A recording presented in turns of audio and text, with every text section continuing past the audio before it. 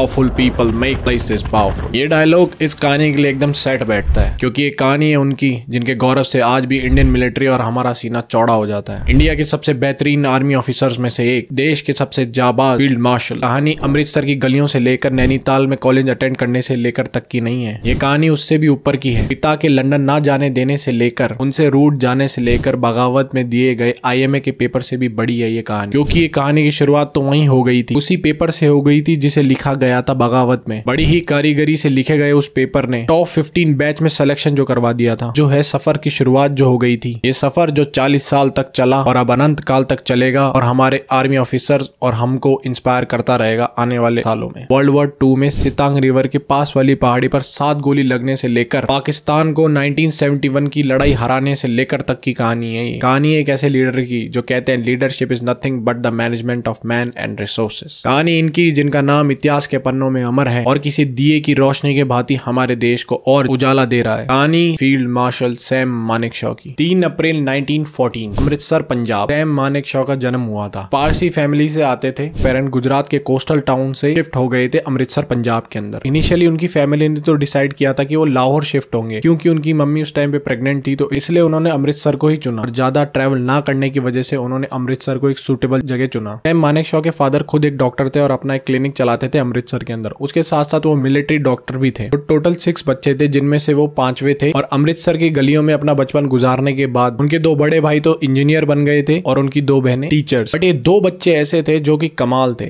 Sam और Jamie. Sam जो थे वो एक बचपन से ही शरारती बच्चे थे और जैमी जो थे वो भी शरारती थे, दोनों ही। क्योंकि उनके पापा डॉक्टर थे तो उन्होंने भी बचपन में यही सोचा कि मैं बड़े होकर डॉक्टर ही बनूंगा अपने पापा की तरह। प्राइमरी स्कूल पंजाब के अंदर खत्म करने के बाद वो शेरवुड कॉलेज नैनीताल चले गए। वहां पे उन्होंने अपना कॉलेज पूरा तो नहीं किया, बीच में से आ गए थे, बट 15 साल की उम्र के अंदर जूनियर कैम्ब्रिज सर्टिफिकेट लेकर वापस आए थे। 1931 के अंदर उन्होंने अपना सीनियर कैम्ब्रिज पास किया था, वो भी डिस्टिंक्शन से। कॉलेज खत्म करने के बाद वो भी अपने पिता की तरह डॉक्टर बनना चाहते थे और लंदन जाने चाहते थे पढ़ाई करने के लिए। बट क्योंकि पहले से ही 2 बड़े भाई इंजीनियरिंग करने के लिए लंदन गए हुए थे, उनके पिता ने मना कर दिया था कि मैं तुम्हें अफोर्ड नहीं कर सकता वहां जाने के लिए, अभी तुम ठहरो। वो अपने पिता से बहुत नाराज हो गए थे और इसी नाराजगी के चक्कर में उन्होंने IMA का पेपर दे दिया था। पेपर इतना तगड़ा दिया था कि वो सेलेक्ट हो गए थे 15 बच्चों के अंदर और उनकी 6th रैंक आई थी उस टाइम के अंदर। वहीं से शुरुआत होती है उनके इंडियन मिलिट्री करियर। IMA का पेपर देके सेलेक्ट हो गए थे, पर उससे भी इंटरेस्टिंग बात ये थी कि फील्ड मार्शल सर एडवर्ड ने चेयर करी थी इंडियन मिलिट्री कमेटी और रिकमेंड किया था कि इंडिया के अंदर एक मिलिट्री अकेडमी ओपन होनी चाहिए। अब सैम मानेकशॉ वो पहला बैच था जो कि सेलेक्ट हुआ था उस अकेडमी से, इसलिए उस बैच का नाम दिया गया था द पाइनर्स। और इसी बैच के अंदर 2 और लोग थे, एक का नाम था स्मिथ दुन और एक का नाम था मोहम्मद मूसा खान। मोहम्मद मूसा खान ने बाद में जाके पाकिस्तानी आर्मी ज्वाइन करी और उसके वो बहुत बड़े ओहदे पर पहुंचे, और जो स्मिथ दून थे वो म्यांमार की मिलिट्री के अंदर ज्वाइन हो गए थे बाद में जाके। अब अकेडमी का इनॉग्रेशन हो गया था 10 दिसंबर 1932 को, बट कैडेट्स की मिलिट्री ट्रेनिंग जो है वो अक्टूबर 1, 1932 से ही चालू हो गई थी। सैम मानेकशॉ उसी टाइम के अंदर बहुत अलग थे सभी लोगों से। अब क्योंकि 40 लोग सेलेक्ट हुए थे टोटल, उसमें से सिर्फ 22 लोग थे जिन्होंने वो पूरा कोर्स और ट्रेनिंग कंप्लीट कर पाए, बाकी तो बीच में ही छोड़कर चले गए। फरवरी 1 ऑफ 1935 को उनकी आर्मी ट्रेनिंग पूरी हो जाती है। वो ज्वाइन करते हैं 2nd बटालियन जो कि लाहौर के अंदर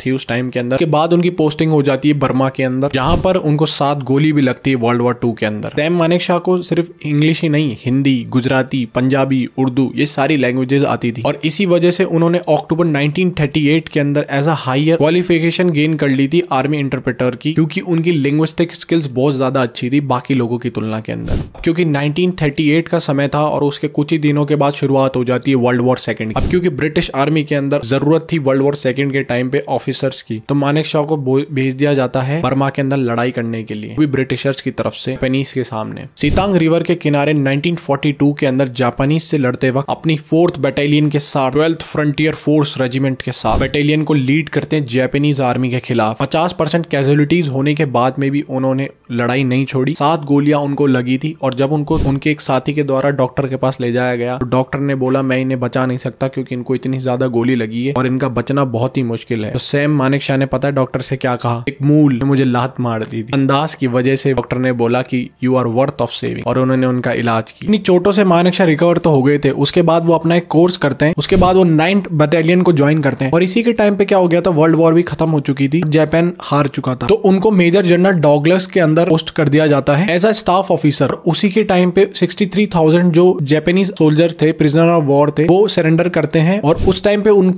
उस टाइम पे हमारे सैम मानेकशॉ ने उसको सुपरवाइज किया। उसके बाद ही 5 मई 1946 को उनको लेफ्टिनेंट बना दिया जाता है। लेफ्टिनेंट बनाने के बाद उनका 6 महीने के लिए टूर होता है ऑस्ट्रेलिया के। ऑस्ट्रेलिया टूर से रिटर्न होने के बाद उनको great first general staff officer बना दिया जाता है, क्योंकि हमारी इंडिपेंडेंस भी आने ही वाली थी और 1947 का समय आ चुका था। सैम मानेकशॉ अपनी 4th battalion 12th Indian army के रेजिमेंट के अंदर थे। पार्टीशन के बाद वो जो बटालियन थी वो पाकिस्तान आर्मी के अंदर जा चुकी थी। वो उस बटालियन से रिजाइन करते हैं और गोरखा राइफल्स को ज्वाइन करते हैं। पार्टीशन के टाइम पे उन्होंने बहुत सारे इश्यूज को हैंडल करा। 3rd battalion 5th Gorkha rifles के अंदर थे उस टाइम के अंदर। अब क्योंकि पाकिस्तान के सारे सोल्जर्स कश्मीर को कैप्चर करने के लिए निकल चुके थे, तो उसी के टाइम पे मानेकशॉ भी अपनी बटालियन के साथ कश्मीर को उनसे पहले कैप्चर करने के लिए निकल जाते हैं, क्योंकि थोड़ी कंट्रोवर्सी हो जाती है, क्योंकि पाकिस्तानी सोल्जर्स कुछ कश्मीर का हिस्सा कैप्चर कर लेते हैं, तो उनकी पोस्टिंग वहां से चेंज कर दी जाती है। उसके बाद उनको 4 फरवरी 1952 को कर्नल की रैंक मिल जाती है। कमांडर वो पोस्ट हो जाते हैं 167 ब्रिगेड के अंदर, जिसके हेडक्वार्टर्स थे फिरोजपुर के अंदर। 9 अप्रैल 1954 को उनको अपॉइंटेड एज अ डायरेक्टर बना दिया जाता है मिलिट्री ट्रेनिंग हेडक्वार्टर्स का, और उसके बाद वो पोस्टेड होते हैं और उसके बाद उनको पोस्टिंग मिलती है इन्फेंट्री स्कूल मोहो के अंदर 1955 के आसपास। अब जब सैम मानेकशॉ जनरल ऑफिसर बन गए थे, तो उसके बाद वो लंदन चले जाते हैं हाई कमांड का कोर्स करने के लिए इंपीरियल कॉलेज से। अब जब वो वहां से रिटर्न होते हैं तो उनको जनरल कमांडिंग ऑफिसर बना दिया जाता है 1957 के अंदर। अक्टूबर 9, 1959 को डिफेंस सर्विस स्टाफ कॉलेज का उनको as a commanding officer staff कर दिया जाता है। उसके बाद वो एक कंट्रोवर्सी के अंदर उलझ जाते हैं, जहां पे वो ये कहते हैं कि politics should be outside the army. Army के अंदर डिसिप्लिन खराब नहीं होना चाहिए, और वो इसी वजह से किसी एक पॉलिटिशियन को ये बात भी कहते हैं। उनके ऊपर सेडिक्शन का चार्ज लगता है और कोर्ट की इंक्वायरी बैठा दी जाती है, क्योंकि 1962 का टाइम हो गया था और साइनो इंडिया वॉर हो गई थी स्टार्ट। अब उनके ऊपर जब कोर्ट की इंक्वायरी चल रही थी, तो इसी वजह से वो वॉर के अंदर पार्टिसिपेट नहीं कर पाते, हार जाता है 1962 की वॉर के अंदर। उसके बाद हमारे जो डिफेंस मिनिस्टर होते हैं वो रिजाइन कर देते हैं। उसके बाद जवाहरलाल नेहरू 1962 के अंदर मानेकशॉ से ये कहते हैं कि आप कमांड कीजिए अब आर्मी को, क्योंकि हमारे जवान लड़ाई हारने के बाद बहुत ज्यादा निराश थे। तो सैम मानेकशॉ उनको लीड करते हैं, उनके अंदर एक एनर्जी भरते हैं, वापस से उनको मोटिवेट करते हैं। उसके बाद उनको 1962 को लेफ्टिनेंट जनरल बना दिया जाता है और कुछ ही दिनों के बाद उनको वेस्टर्न कमांड का आर्मी कमांडर बना दिया जाता है। 1964 के अंदर वो ईस्टर्न कमांड संभालते हैं हमारी आर्मी की। उनको नागालैंड इंसर्जेंसी टेकल करने के लिए भेज दिया जाता है। 1968 को उनको पद्म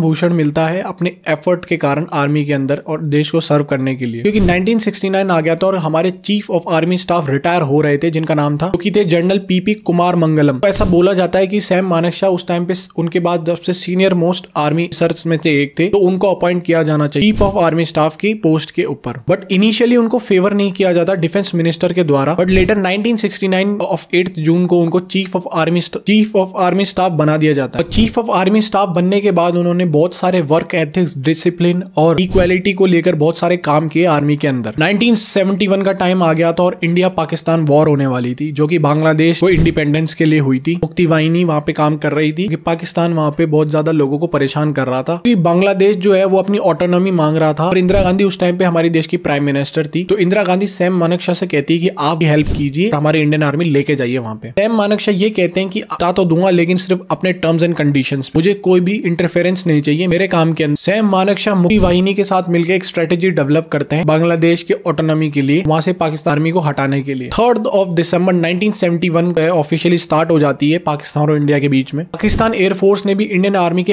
जगह थी वहां पे बॉम्बार्डमेंट चालू कर दिया था। सैम मानेकशॉ एक स्ट्रेटेजी बनाते हैं कि हम चारों ओर से घेरेंगे बांग्लादेश के अंदर जो पाकिस्तानी आर्मी थी उसको। उसके बाद तो हम सबको पता है कि पाकिस्तान के 93,000 सोल्जर्स को कैसे हार का सामना करना पड़ा था। बांग्लादेश है वो ऑटोनॉमी मिल गई थी, वो अपना एक कंट्री बन गई थी। यूएन सिक्योरिटी काउंसिल के अंदर भी उन्होंने कहा था कि सीज फायर कर देना चाहिए, इंडिया को रोक देना चाहिए। तो यूएसएसआर ने वीटो पावर का इस्तेमाल करके हमारा साथ दिया था उस टाइम के अंदर। उसी टाइम के अंदर सैम मानेकशॉ रेडियो के जरिए पाकिस्तान आर्मी को ये कहते हैं कि हमने तुम्हें चारों तरफ से घेर लिया है, कोई होप नहीं है तुम्हारे बचने की, तो फटाफट से सरेंडर कर दो। हम एश्योरिटी देते हैं कि तुम्हारे साथ एक अच्छा व्यवहार किया जाएगा और तुमको वापस घर भेज दिया जाएगा। पाकिस्तान रिक्वेस्ट करता है 11 दिसंबर को सीज फायर का। पहले तो पाकिस्तान के प्रेसिडेंट याया खान इस बात को माने ही नहीं थे, आर्मी तो कह रही थी कि हम हार चुके हैं, बट उसके डिस्कशंस के बाद वो सरेंडर कर देते हैं और सैम मानेकशॉ उनके सामने शर्तें रखते हैं, अगर तुम ये चीज मानते हैं तो उसके बाद ही तुमको सरेंडर किया जाएगा और सीज फायर कर दी जाएगी। 16 दिसंबर 1971 को इंस्ट्रूमेंट ऑफ सरेंडर साइन किया जाता है पाकिस्तान आर्मी और इंडियन आर्मी के बीच में। उस टाइम पे सैम मानेकशॉ भी वहीं पे थे और लेफ्टिनेंट जनरल जगजीत सिंह अरोरा भी वहीं पे। जब साइन किया जा रहा था वो डॉक्यूमेंट पाकिस्तान और इंडिया के बीच, 12 दिन लगे वॉर के अंदर बांग्लादेश को बनाने के लिए। उसके बाद 94,000 पाकिस्तानी आर्मी ऑफिसर्स ने सरेंडर कर दिया था। उसके बाद हमारे सैम मानेकशॉ ने उन सभी आर्मी ऑफिसर्स को अच्छे से रखा था, पाकिस्तानी आर्मी ऑफिसर्स को। उसके बाद उनको घर भेज दिया गया था। इसके बाद ये भी कहा जाता था क्यों तुम इनको इतने अच्छे तरीके से ट्रीट कर रहे हो पॉलिटिशियंस के द्वारा। इंदिरा गांधी ये डिसाइड करती है कि सैम मानेकशॉ को फील्ड मार्शल की उपाधि दी दी जाएगी। अब इंटेंशन तो ये भी था कि उनको सीडीएस बना दिया जाएगा तीनों आर्मी का, बट कुछ अपोजिशन स्टार्ट हो गया तो इसलिए उनको नहीं बनाया गया उस टाइम। और ब्यूरोक्रेट्स भी ये सोचते हैं कि अगर वो सीडीएस बन गए तो उनका इन्फ्लुएंस आर्मी के अंदर खत्म हो जाएगा। वो पहले इंडियन आर्मी ऑफिसर बनते हैं जिनको फील्ड मार्शल की उपाधि दी जाती है और उनको पद्म विभूषण भी मिलता है उनके करियर के अंदर। उसके बाद नेपाल आर्मी भी उनको जनरल की उपाधि देती है। किंगडम ऑफ नेपाल उनको एक और उपाधि देता है, इसका नाम था त्रिशक्ति पट्टा फर्स्ट क्लास 1977 के अंदर। मानेकशॉ की लेगेसी हमको हमेशा इंस्पायर करती रहेगी और हमेशा आर्मी के लिए एक प्रेरणादायक स्टोरी रहेगी। उनकी लेगेसी इतनी तगड़ी है कि विजय दिवस पर हर साल 16 दिसंबर को उनकी विक्ट्री इंडिया पाकिस्तान वॉर के लिए सेलिब्रेट की जाती है। साथ साथ उनका एक स्टैचू भी बनाया गया है वेलिंगटन, जो कि मानेकशॉ ब्रिज के पास ही है, उनके नाम पर जिस ब्रिज का नाम रखा गया है नीलगिरी के अंदर। 2008 में जब उनकी डेथ हुई तो उसी टाइम के आसपास पोस्टेज स्टैम्प भी उनके ऑनर के अंदर रिलीज किए गए। मानेकशॉ परेड ग्राउंड भी बेंगलोर के अंदर स्टेब्लिश किया गया। पुणे के अंदर पुणे कंटेनमेंट एरिया के अंदर उनका एक स्टैचू स्थापित किया गया। और भी बहुत सारी चीजें जो उनके ऑनर और उनके लेगेसी को संभालने के लिए की गई, क्योंकि आर्मी खुद कहती है कि सैम मानेकशॉ जैसे लीडर्स बहुत मुश्किल से ही बॉर्न होते हैं। अगर बॉर्न होते भी हैं तो आर्मी के अंदर बहुत मुश्किल से ही आते हैं। आखिरी सांस में जब उनसे पूछा गया कि वो कैसे हैं तो उन्होंने एक बात कही थी, आई एम ओके। उनके लास्ट वर्ड्स थे और इसी लास्ट वर्ड्स के साथ मैं वीडियो को खत्म करता हूँ। ये थी उनकी पूरी स्टोरी। और अगर आपको ये स्टोरी एकदम बढ़िया फॉर्मेट में देखनी है तो पास की सिनेमा घरों में 1 तारीख को जा सकते हैं। सैम मानेकशॉ के ऊपर बेस्ड भी रिलीज हो रही है, इसके अंदर विक्की कौशल है। आप जाके देख सकते हैं और जी सकते हैं उस पूरे लम्हे को जो कि मैंने पूरा बताया। थैंक यू सो मच, मिलते हैं नेक्स्ट वीडियो में, तब तक बाय।